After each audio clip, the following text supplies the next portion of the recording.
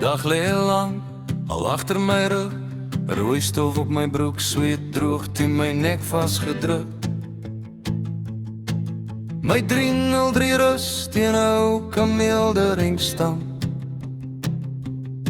Die Jack Russell rol hom op by die vuur, moeg maar kalm. Die bosveld raak, stil soos die lig verdwyn, net 'n jakkals roep ergens laaste teken van tyd. Ek skep kolle by mekaar met 'n stuk ou draad, want vanaand se vrede word stadig gemaak. En op die koelvuur sing die keteltjie saks doen dans, op deur die nag se pracht. Koffie rek ming met rook en nou die lede man, weer wat regtig hou. Geen haas, geen geraas, net kolle wat gloei, 'n vuur wat praat en 'n hart wat groei.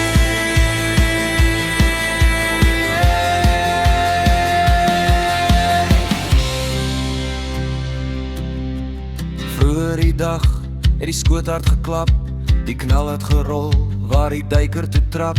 Die skoot deur die bok en oomblik se krag, toe stilte weer sak soos die veld het verwag. Ek het gekniel en dankie gesê vir kos op my vuur en 'n les om te gee. Ja, ek is nie net vat nie, dis onthou en verstaan. Jy loop sag in 'n wêreld wat nie aan jou behoort nie, man.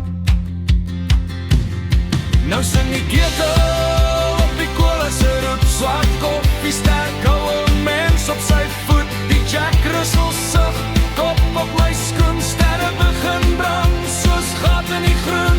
Hier skep paleise, geen stadse geraas, net 'n man, sy hond en die bosveld se baas.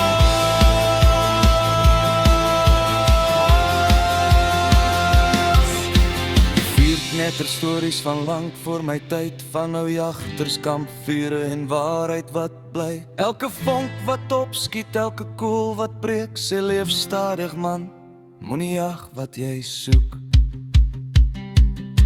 As die ketel leeg is en die kolle begin sik, ek die